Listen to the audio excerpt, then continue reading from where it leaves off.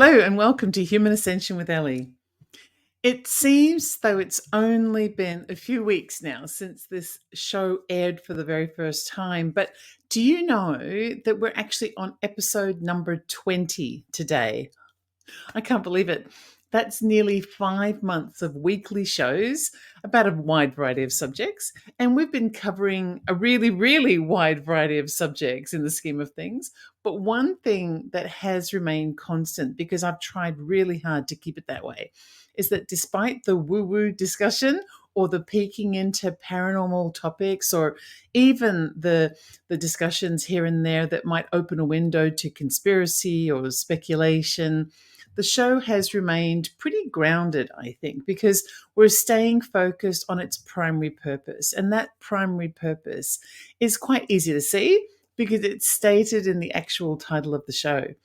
Human Ascension with Ellie is a show that hopes to find and examine a wide variety of examples of how humanity can elevate itself to a higher state of consciousness.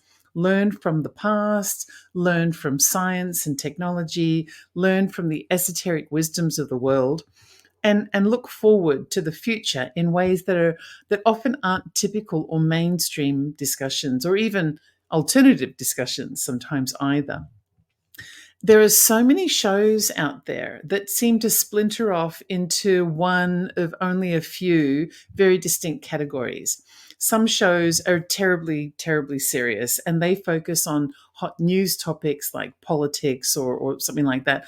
And they're about being angry about something and taking sides against someone or something else. Generally, with these shows, there's always someone to hate because you need to find a target to hate or mock or ridicule. And that's what it is that gives the shows their flavor. And that's what makes them popular.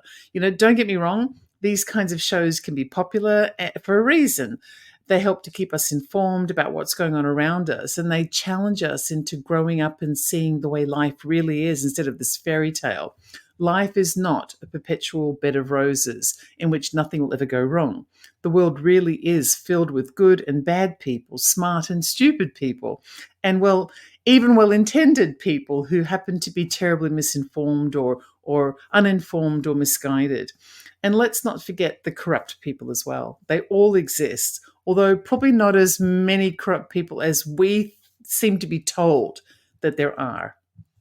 As adults, though, we need to stay aware of the fact that the world isn't perfect, and we need to push the powerful and the influential in the world to continuously improve. Because if we don't stay informed and aware, then we put ourselves at risk of becoming followers to people or concepts that aren't good for us. So yes, those kinds of shows do help to teach us how to grow up and see the world around us as it really is, hopefully, and are helpful in those ways. And so they are necessary, perhaps in small doses, though, because if we watch or listen to angry people talking about how little they trust others and how stupid everyone is and how everyone is out to get us, if we do that endlessly, well, we're going to end up, going so far out into the bush of suspicion that we will lose track of how to see the good in others, how to trust other people, and how to differentiate between what's a real risk and what's a fabricated risk created by fearmongers. Because as imperfect as the world is, it's also a fact that plenty of kindness and love also exists in this very same world. I'm going to give you an example of a moment that really surprised me about a year or so ago. I was driving down the freeway one day. It was just an ordinary day, and I had a passenger in the car, a friend of mine who was in the front seat next to me. Anyway, I was driving and the two of us were just talking about something, not really thinking about anything in particular. And then out of nowhere, a massive black spider that must have been hidden inside the sun visor of my driver's side of the car just dropped down directly in front of my eyes, about half a foot away from my face as we were mid-conversation and directly into my lap. I was traveling at around 60 to 65 miles an hour at the time, and this was a really big spider. It was around the size of a standard size cookie. And in Australia, a big black spider that big is probably going to be a funnel web spider.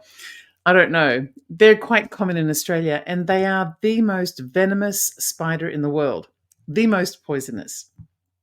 Just to give you some proper perspective here, the funnel web spider is so dangerous that some of the strains of the male species can kill an adult human with a single bite within 15 minutes. Okay, so now you've got perspective. So, guess what happened when this happened to me? Guess what I did? I'll tell you what I did. I freaked out, is what I did.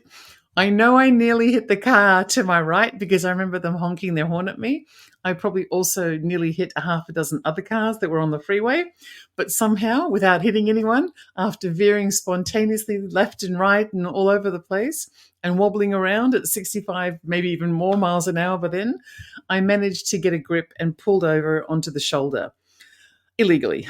I jumped out of the car pretty fast. I don't even know if I put the car in brake or pulled the handbrake at all. I don't know what I did. My passenger had no idea what I was freaking out over, but she jumped out of the car just as fast as I did. I think it probably had something to do with me screaming at the top of my lungs, something to the effect of, "Oh my God, get out of the car, get out, get out, get out," or something like that.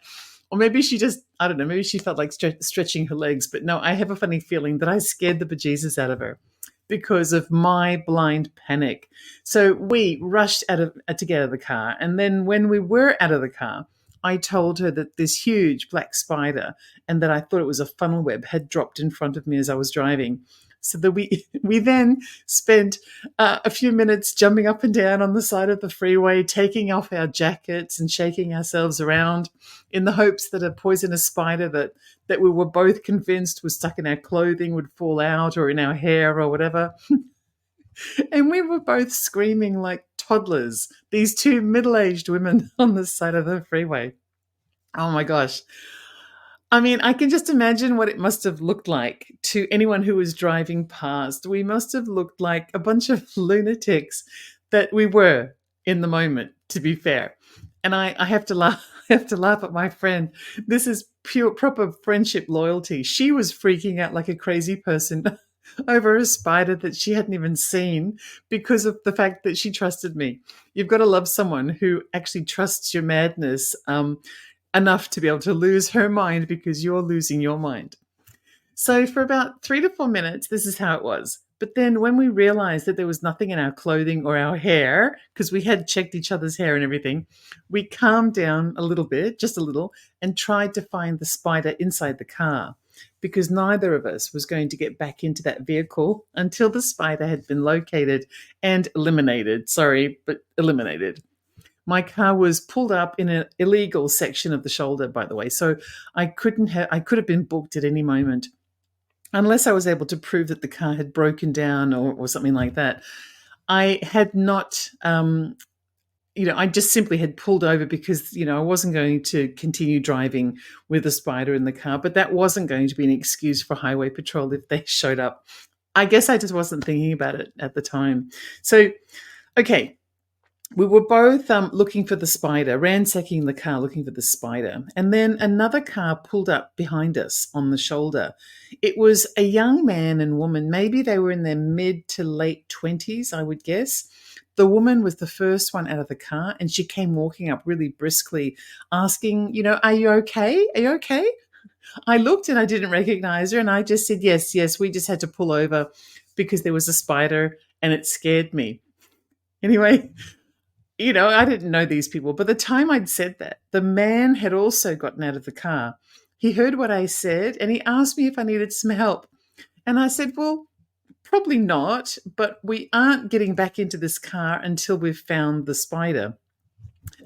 So the guy came right up to the car and he said he'll help us to look for the spider. He didn't even flinch, and neither did his friend. So, mind you, he's also parked illegally on the shoulder of the freeway for no good reason, according to this theoretical highway patrol, if they manage to show up.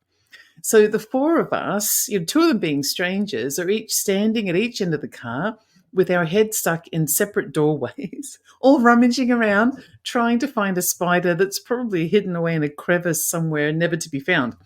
And the woman starts telling us that they had turned back because when we almost hit them, You see, they were the car that I'd almost hit. When we'd almost hit them with our car, they thought that perhaps there had been a medical emergency or something, and the woman was a nurse. So what they had done is they had continued driving along the freeway. They'd turned off at the following exit, which was about a half a mile from where I'd pulled over. Then they doubled back through the side streets to get back onto the freeway, had turned off at whatever exit was behind me, and then gotten back on again to come back onto the freeway and find us. They'd really gone out of their way to find us. When I heard this, I really couldn't believe it. Strangers did that for me, for someone they don't even know. For all they knew, I was, as much of a lunatic as I appeared to be in the moment, but they went out of their way to turn around twice on the freeway and to park illegally behind me and to get out and start looking for some spider that may or may not even exist in real life. Or, it may have just been in my imagination for all they knew. But that's not all. Another car pulled up as well, and this time they must have seen that we had company of another car. So they didn't pull into the shoulder. Instead, they slowed down to around, 5 miles an hour and crept by slowly. It sort of hovered past us as they drove. The man driving was probably 50 or 60 years old. He was by himself. And he actually asked if everything was okay and that it had looked like something urgent. So that means that he had also seen the whole panic thing happen as well, which means he must have doubled back and done a round trip as well. I ended up responding to him and saying, yes, everything's fine. And so he just waved as if to say, okay, and then he sped up to continue with his journey. But if I had said anything other than that, he looked as though he was ready to also park illegally on the shoulder to begin searching through my car for what may or may not be an actual spider in his understanding of things. So there was definitely a spider, by the way, but I just couldn't prove it because it had hidden somewhere in the car, so nobody knew for sure except for me. Anyway, we all searched the car for at least 20 minutes. I mean, we were there for quite a while, but we never found the spider. It took some convincing, but eventually, a lot of convincing actually, but eventually me and my friend got the courage to get back into the car and to drive home to my house, which was only about 10 minutes away from where I'd pulled over. The moment I pulled into the garage, I sprayed every single inch of that car with insect spray, probably used a whole can. And then I left the car locked in the garage with the doors all open for 2 hours as I fogged the entire garage for insects.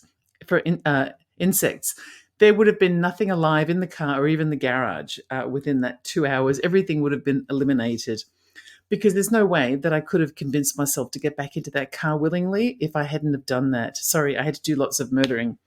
Or I would have had to have, sold the car and walked everywhere until the average, or done something like walked everywhere, actually, until the average lifespan of a spider had expired. That's how freaked out I was by this session.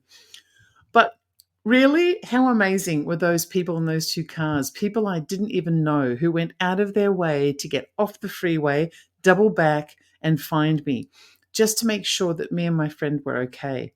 I know I've deviated off this subject for today's episode quite a bit, but I kind of haven't really. The fact is proven, and that is that the world is filled with amazing people, and getting too attached or dependent upon hate-filled dialogue that might be entertainment or, news-based or commentary or whatever, it's going to blind you to the fact that the world, despite its imperfections, is actually full of wonderful, beautiful people.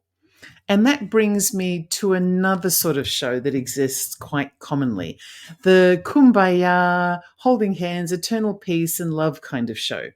These tend to be largely very woo-woo by nature. They focus on peace and love and light, and they tread very, very softly on topics. They go to lengths not to ruffle feathers or upset anyone. Some go to the entire opposite, direction, and they may even go a little bit off the map from reality. Actually, I think Australians like to call it going bush, which I mentioned earlier in the show. And going bush is where a person or a concept starts to veer off the road and ramble along in spaces that eventually stop making any sense at all. Kind of like what I did when I spotted that spider. We can also have, things that go off bush that might be related to other kinds of distraction shows that differ from woo-woo in nature, but are still designed to take a person's mind off the reality of their life and focus it onto things that may or may not be real or even exist. So, firstly, let me declare my interest in this before I continue. I host a weekly radio show about humanity's ascension to a higher realm of existence. I also host a YouTube channel in which I read tarot and comment on matters relating to spirits and aliens and supernatural phenomena and conspiracies and a few slightly more grounded things like politics or world affairs.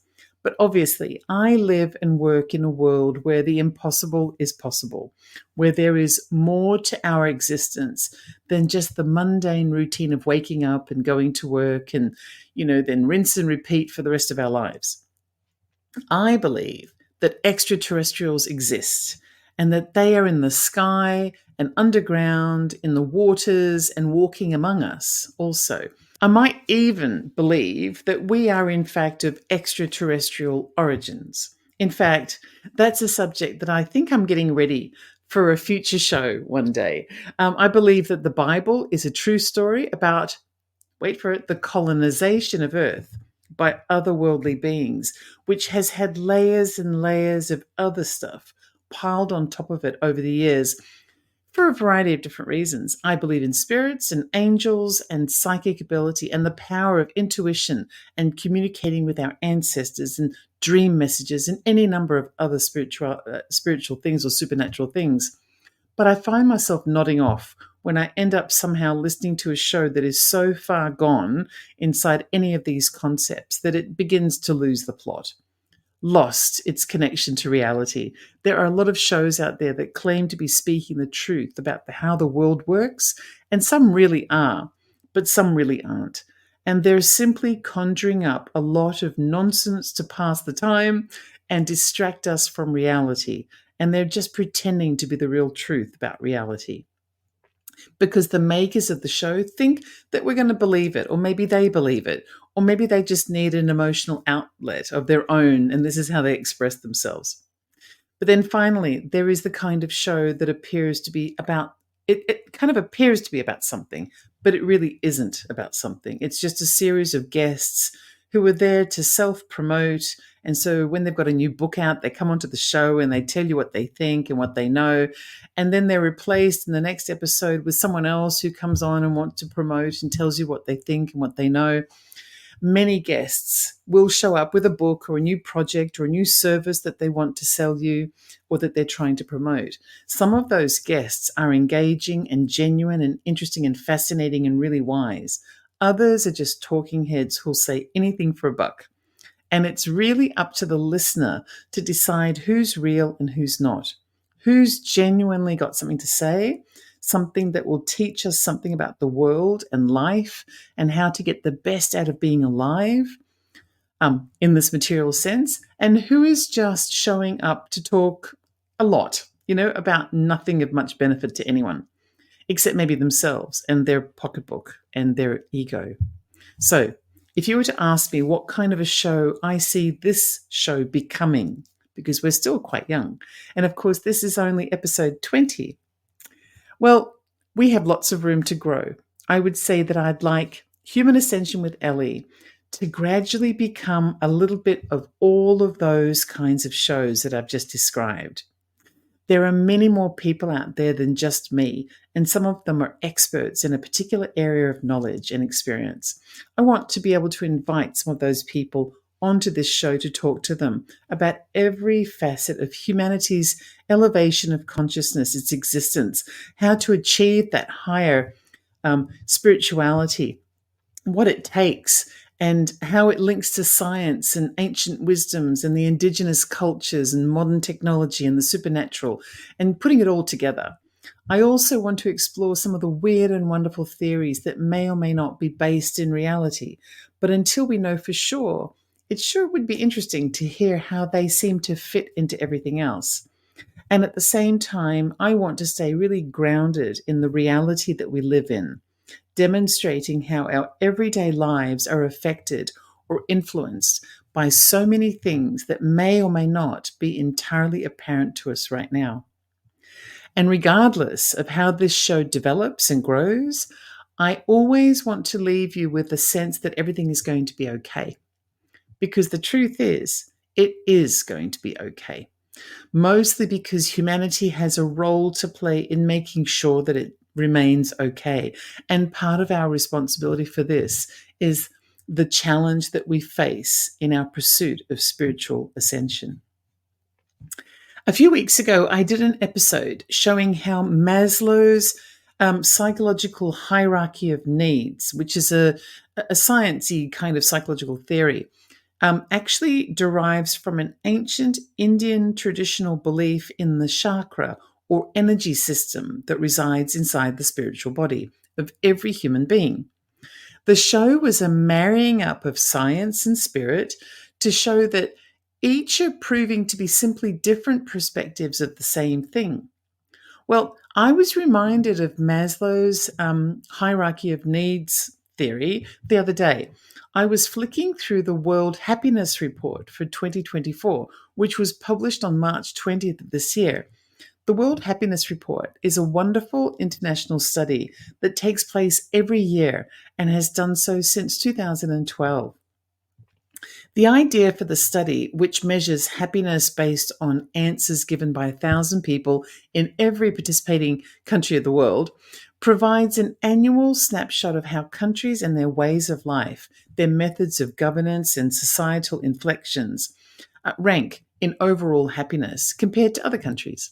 The World Happiness Report was adopted by the United Nations General Assembly in 2011 and invites member countries to measure the happiness of their people in a very simple way.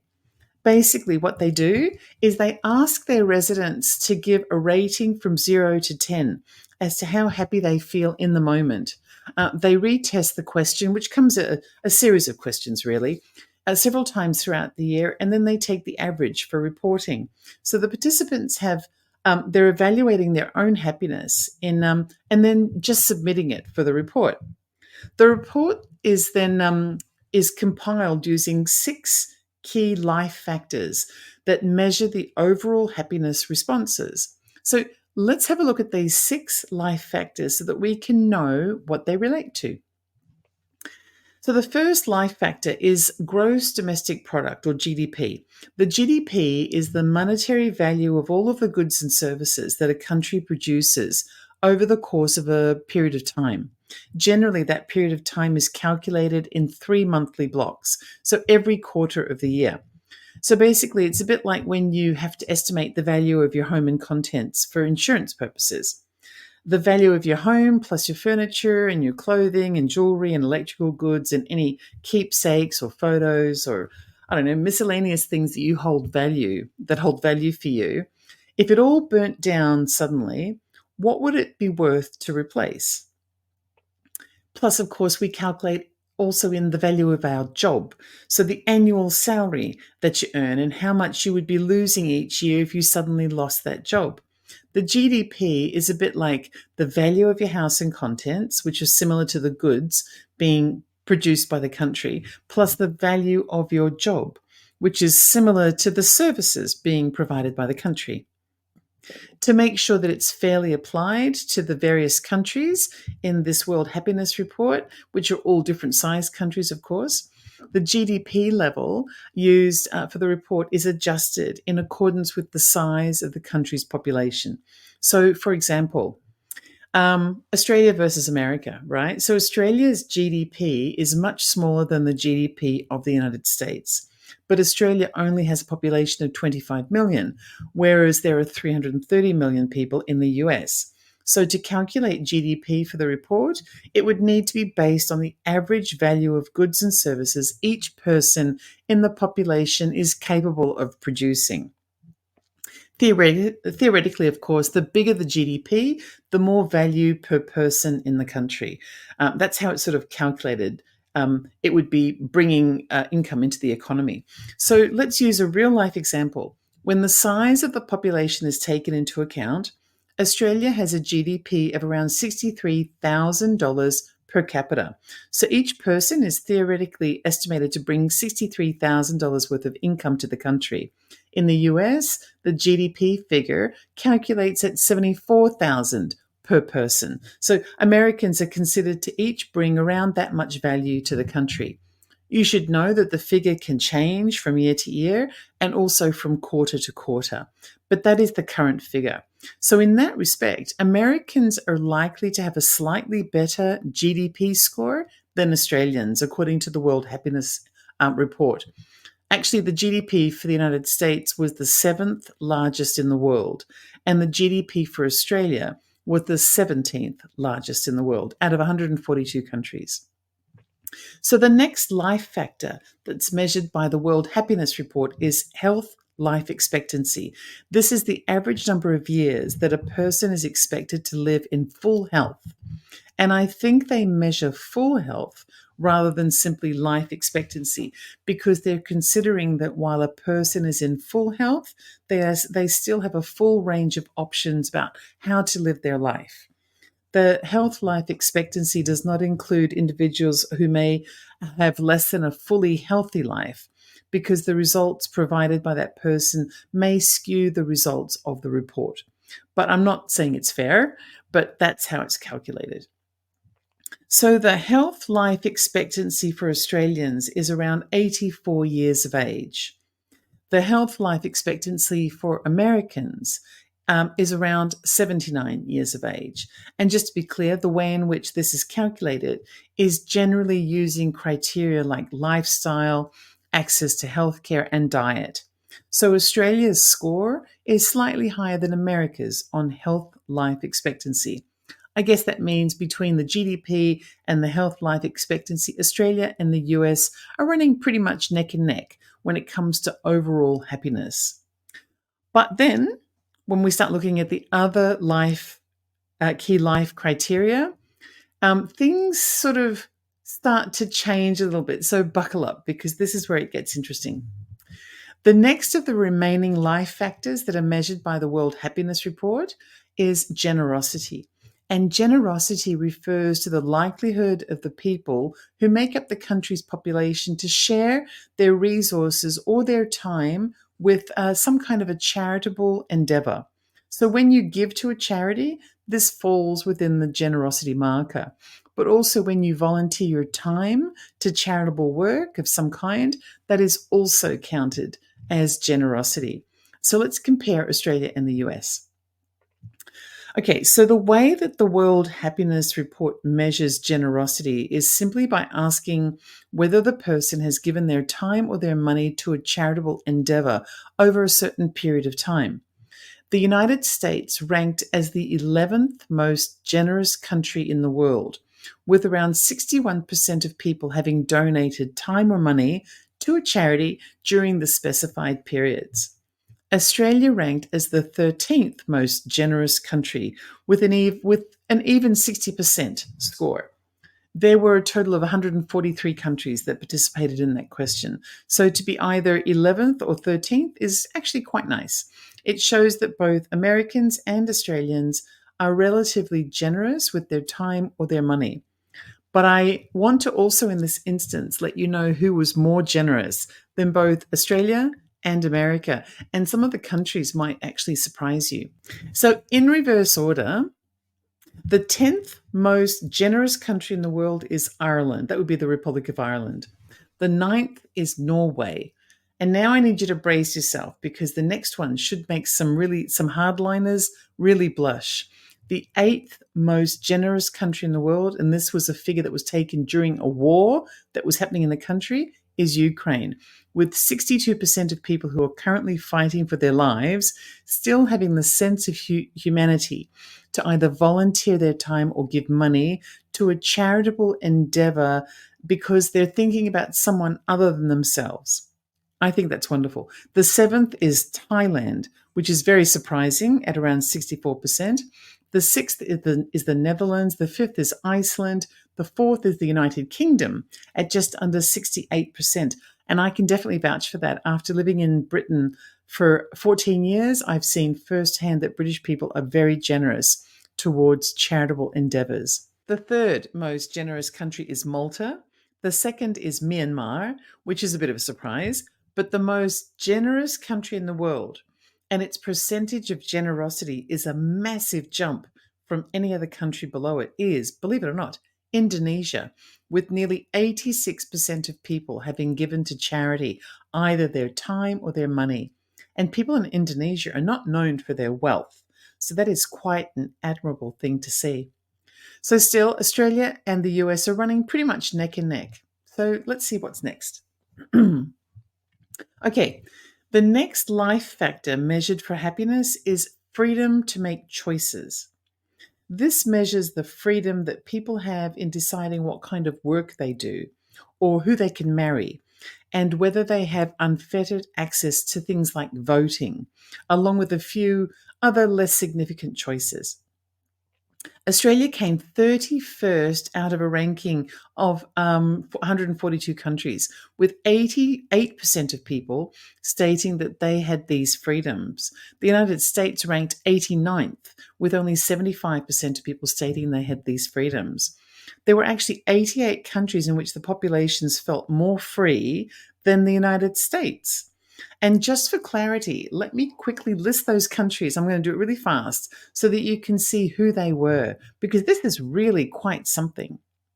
So, Cambodia, Finland, Vietnam, Sweden, Norway, Kuwait, Philippines, Denmark, Iceland, El Salvador, the UAE, Estonia, Luxembourg, Costa Rica, Laos, Nicaragua, Slovenia, Paraguay, Saudi Arabia, Chechnya, Indonesia, Uruguay, Bangladesh, India, Switzerland, Ireland, Portugal, Thailand, New Zealand, Singapore, Bahrain, Kosovo, Guatemala, Kazakhstan, Canada, Dominican Republic, Belgium, Mozambique, Zambia, Netherlands, Mexico, Panama, Honduras, Bolivia, Romania, the United Kingdom, Tanzania, China, Austria, Germany, Moldova, Albania, Brazil, Argentina, Azerbaijan, Latvia, Serbia, Nepal, Chile, Armenia, France, Taiwan, Jamaica, Colombia, Israel, Mauritius, Montenegro, Japan, Morocco, Ukraine, Ghana, Bosnia, Bulgaria, Spain, Peru, Niger, Senegal, Ecuador, Poland, Jordan, Libya, Uganda. Look at all of those. It just puts everything into perspective. It really just puts everything into perspective when it comes to our perceptions of being free to make choices. I think this particular key happiness factor is telling us that the better life is in a country, the higher our expectations. And so the more we feel aggrieved as if we aren't getting what we want, the more we think that we don't have choices. This was a bit of a shocker for me. And with Australia ranking as 31st, I know for a fact that there are very few barriers here in this country for where you can work, we've got marriage equality that no one seems to be threatening to take away. So it's a really tough one to understand. And voting in Australia is compulsory. So you actually have to have a valid excuse not to vote. So the fact that 12% of the population didn't know this kind of puts it into perspective for me anyway. It's just very strange how we perceive our freedoms sometimes. But the ranking for the United States at 89th in a list of 142 was pitiful. And so this means that 25% of Americans do not believe that they have the freedom to vote, the freedom to marry who they choose, or the freedom to perform the kind of work that they want to do, among other freedoms that they feel they're lacking. That's crazy, isn't it? So the very next key measurement, for happiness is access to social support. Now, the social support included a combination of different things. It included access to family and friends, or something like a support group, informal. And then it also had community-style support, so something more structured or officially funded by the government. Either local support structures on a state-by-state basis, or with a federal safety net of some kind attached to it. Australia ranked 19th in this regard, with 94% of people saying they felt supported by their government. And the United States ranked 32nd, with 89% feeling supported. This does seem reasonable in a developed democratic country. And Australia is somewhat more social support minded than the US is. We have a tax funded healthcare program, which is excellent.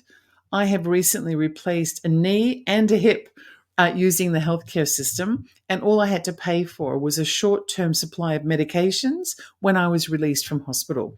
I think the two surgeries combined ended up costing me around 300 Australian dollars, which is about 200 US. I received free hospital, free surgery, free physiotherapy, free at home nursing visits, a 24-hour nursing helpline, all of my in hospital medications, anesthetics, sorry, not anesthesia, anesthetics, and food while I was in hospital was also free. I also had free access to mobility equipment during the first month after I returned home from hospital, things that would help me to be independent. I could have even received free transport, free house cleaning, or even free dog walking if I had been classed as vulnerable or low income. The level of support that I got as an Australian was first class.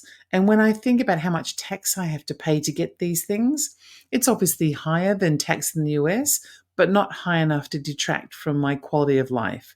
In fact, my quality of life is better because of those few extra taxes that I pay. It's been 9 weeks since my hip replacement, for example, and I'm walking my dog for an hour on the lead anytime I want at a brisk pace without any pain or discomfort.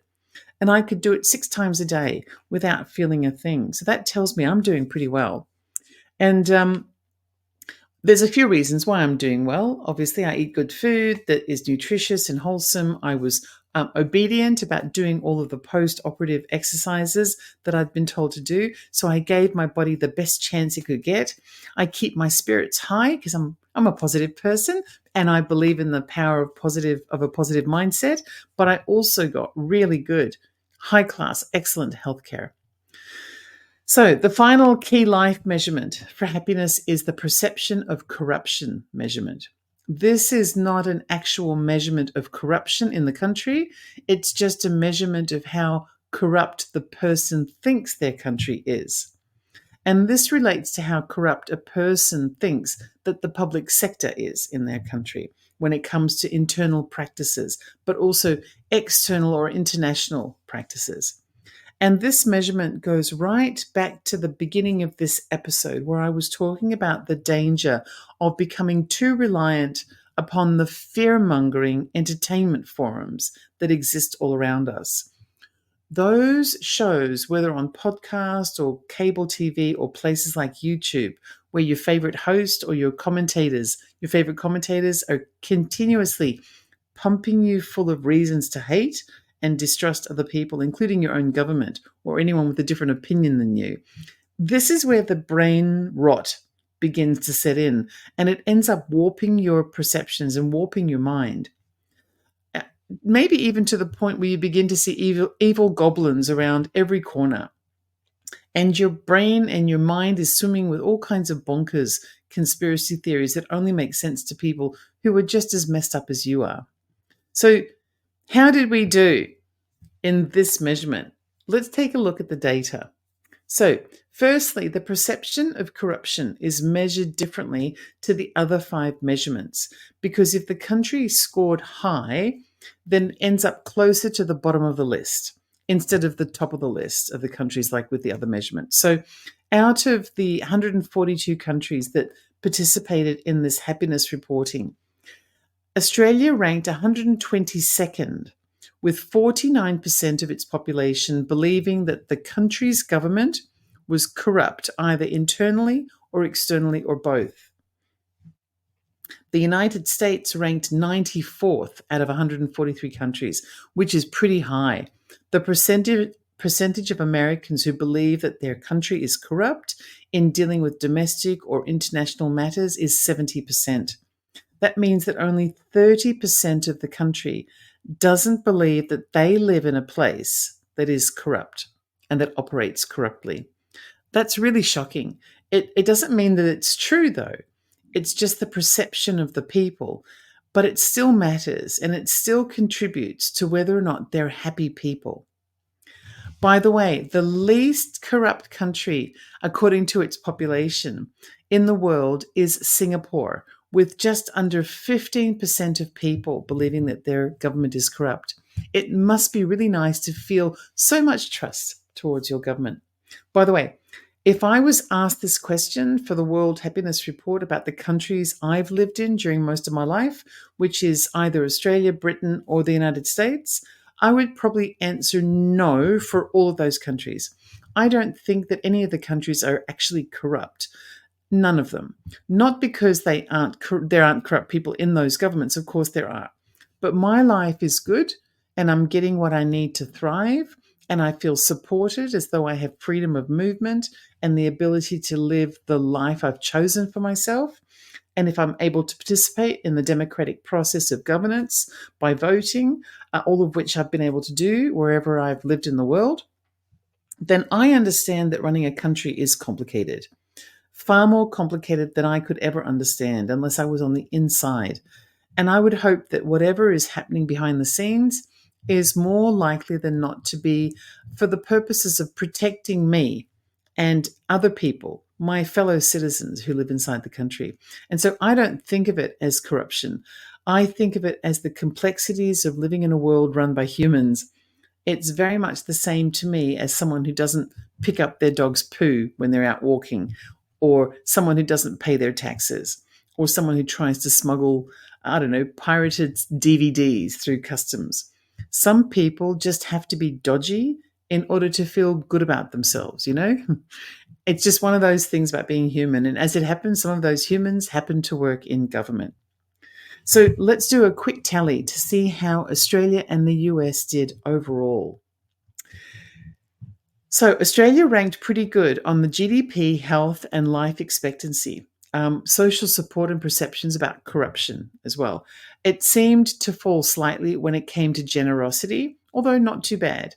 And Australia scored surprisingly low when it came to freedom to make choices. But like I said, I think the expectations for freedom and choices is very high in a place like Australia where there is a lot of freedom. We have a very free life with plenty of choices. So if there is any kind of barrier that we encounter in our lives, we are probably so spoiled that we're very likely to consider it an infringement on our liberty. Someone in a country that doesn't have as many rights as us probably would be a lot more easygoing about losing, yet another one. So overall, Australia ranked 10th happiest in the world, with just under 71% of Australian people self-reporting as being generally happy. The United States ranked 23rd happiest in the world, with 67% of people reporting themselves as being generally happy overall. The US seemed to be strong on generosity and GDP, which is interesting because they're both about material prosperity. The US scores on things like health, life expectancy, and freedom to make choices was a bit lower than you'd expect from a country that has many similarities to Australia when it comes to things like that. And the US scored lower than it should as a world leader when it came to social support and the perceptions of corruption. But this probably is a direct result of the constant bickering that's taking place between the two major political parties when it comes to socialist policy and also the self-serving nature of capitalism. Overall, there has been a change in the collective world population when it comes to overall happiness. And I don't want to finish our discussion today without mentioning that. When the World Happiness Report was first conducted, the overall percentage rate of happiness was 77% worldwide across all of the countries when you take an average. There was a sharp decline during the pandemic, during those years of the pandemic, and the figure dropped to around 68%. I'm certainly not surprised to see that. Over 100 million people died around the world from COVID, and there was fear and panic and frustration and backlash that was such a shock to so many people in the world that some of us still aren't talking to various family members over it, and some of us don't even still want to deal with certain people in our lives that we once took for granted as just being normal people. They kind of showed us who they really were during the pandemic. Just to give you an example of that, a few years ago, I had a little smoothie shop, and I was operating during the pandemic. And this was a few years ago. The staff and I ended up putting a large chalkboard in plain view at the back of the shop. We called it the FAR Q board, and it's spelled FAR-Q. Now, say that quickly to yourself quite a few times, and you'll know what its purpose was. Every time a customer walked into the shop and was rude to one of us during the pandemic or threatened us with, I don't know, you name it, we got threats of lawsuits, boycott, reports to the Equality Commission, investigations. We got threats of health department complaints, bad reviews, and even physical threats. All because people were just feeling nasty and frustrated during the pandemic. They were just nasty about everything. And even they'd get nasty even about a happy, colourful smoothie shop by the beach. Even that could set them off. Every time a customer was rude or threatening, one of us would add a tick to the FAR Q chalkboard. By the time I closed the shop and decided to get into media full time, there were a lot of ticks on that board. I can tell you that.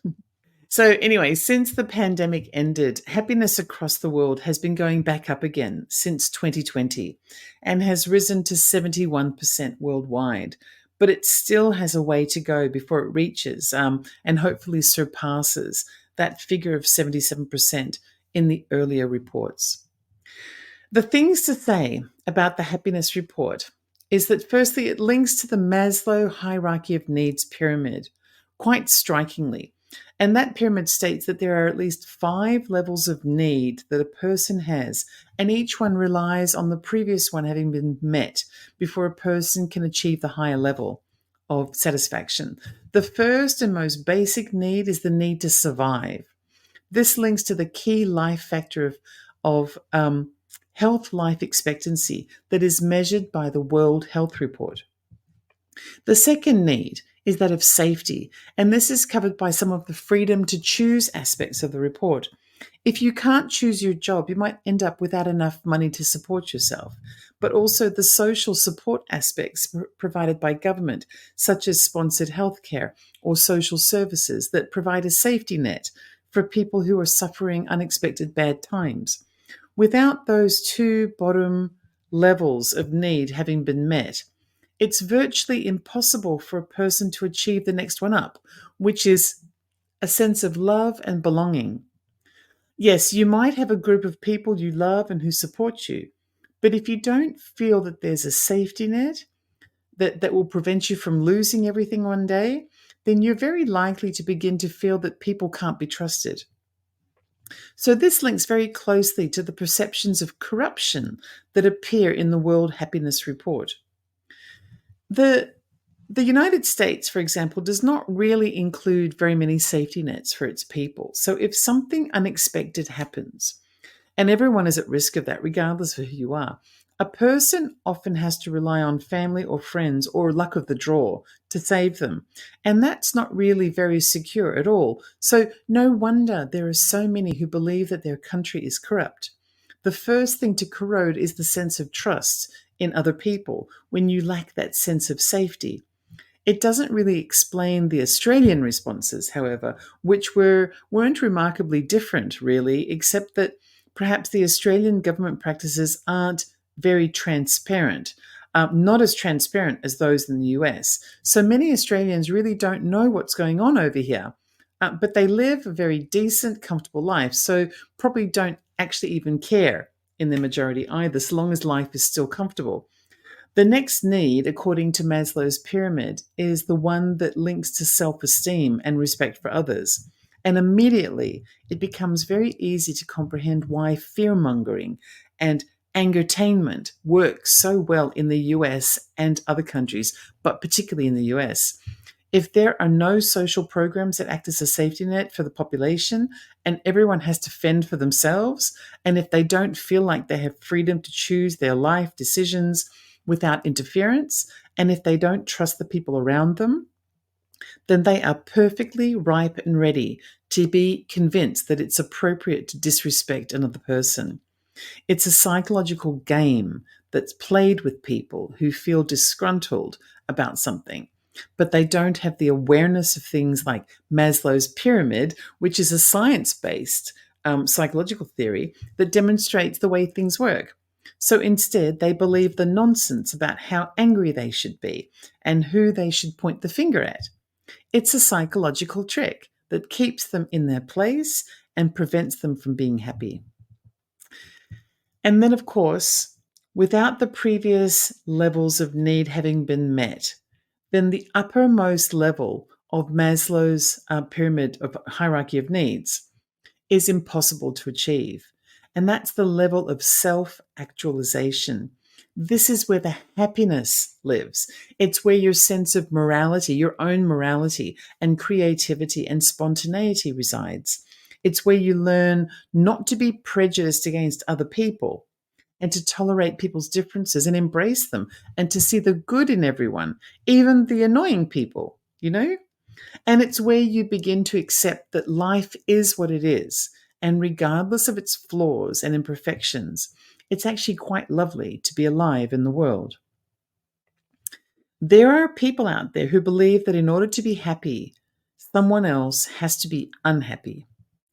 They might just want to stick it to a certain group of people because they're afraid of them or jealous or just don't trust them. But actually, this is a misconception because the real reason why a person isn't happy, which they're probably not admitting to themselves, quite frankly, is because they feel insecure about their ability to survive, or they feel as though life could come crashing down at any moment, or they feel powerless to make things better, or maybe they're just lonely and are desperately in need of someone to love and support them. Think about those layers of Maslow's hierarchy of needs. Those are the things that need to be fixed in order for happiness to increase inside a person and inside the world. And the purpose of the World Health Report every year is to give governments around the world a chance to see what the population is feeling so that they can use the report to improve the well-being of their population. And there are a few ways that government can do that. So, firstly, the report can guide policy making by highlighting the importance of happiness and well-being as measures of societal progress. This is definitely my area of expertise because I've been a policy advisor for many years and I worked in central government and I understand how it works. Governments can focus on policies that increase happiness, such as improving social services, promoting community engagement, and ensuring economic stability. Comparing the country to other countries is a way to see what might be lacking in your own country. For example, the happiest countries in the world, believe it or not, well, I believe it. It's the Scandinavian countries. The people tend to feel trust towards one another. They have strong social support programs. The GDP is strong. The perception of corruption is low or maybe even non-existent. Life expectancy is high and the people feel as though they're free. Another way that governments can use the report is to help with resource allocation. By understanding what contributes to happiness in other countries, governments can invest in those same kind of areas, such as mental health services, education, or environmental conservation. The report encourages governments to be transparent about their progress in improving happiness. So let me ask you a question. Have you ever heard anyone in your government talk about how they're working towards a policy agenda that is focused on implementing programs to improve the happiness of the people? I know I haven't. I've never heard that before. So without transparency, no wonder perceptions aren't very good about our governments. And also, the Happiness Report supports international cooperation. A really practical example here. I remember this used to happen a lot when I was a youngster, actually. Whoever our prime minister was at the time, because of course there were quite a few, every time they would turn up back from an overseas trip, they would end up telling the Australian reporters that he or she was quizzed by other world leaders about Australia's public health policies because our healthcare system is so good. I remember it really well from when I was a child and when I was young over the years.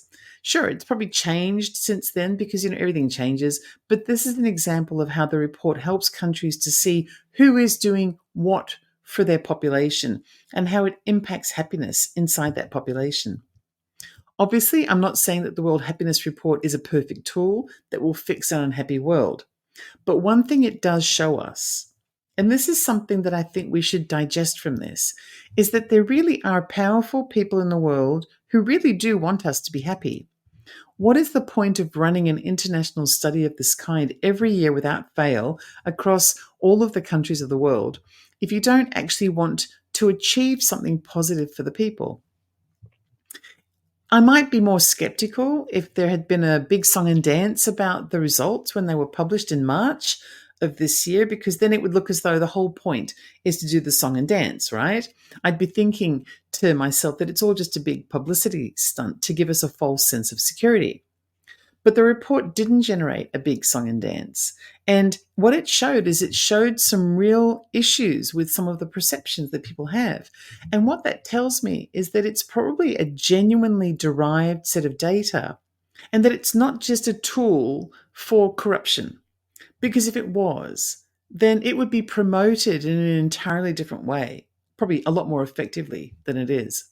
What I can see, and what I hope you can also see too, is that this little report that's published every year is evidence of the fact that humanity is trying to fix itself, trying to identify the things in life that make life better so that we can fix what we need and subsequently begin to enjoy a lighter and more joyful existence. Because happiness is the lightness of spirit, and with lightness comes that human ascension. People out there, they genuinely want us to be happy. Even powerful people. They aren't all crooks. I mean, some of them are, because someone is paying for these studies. And people, there's a budget there, and people are employed in governments all over the world to help study these results and report their recommendations to government. If nothing else, perhaps we should be just that little bit happier, knowing that very simple point, that there are people, even inside government, even powerful people, who really do care. Even people that we may not even realize or know about. Even people that we may not agree with or trust. There is a possibility that the people around us care more than we think. And if nothing else, I hope I've shown evidence of that to you just a little bit today. And I'm one of those people. I care. And I'm just one of many. So to bring this full circle, let me borrow from the title of today's episode, which is What Makes You Happy? Why don't you spend a moment, maybe in the future, really thinking about what makes you happy? And then what is it that really makes you happy? And then think about how you spend your day. Who are you listening to? And how are you supporting that happiness? And who's talking to you on the television, on the computer? Does that person help to make you feel happy? And if not, then why are you listening to them? My name is Ellie. You can find me at Ellie Dreams Down Under on YouTube. And thank you to everyone who's listening today on one of KGRA's broadcasting platforms. If you'd like to become a member of the KGRA listener community, don't forget to use promo code Ellie for 30% off your subscription. That's it for today. It's been a pleasure. Until next time.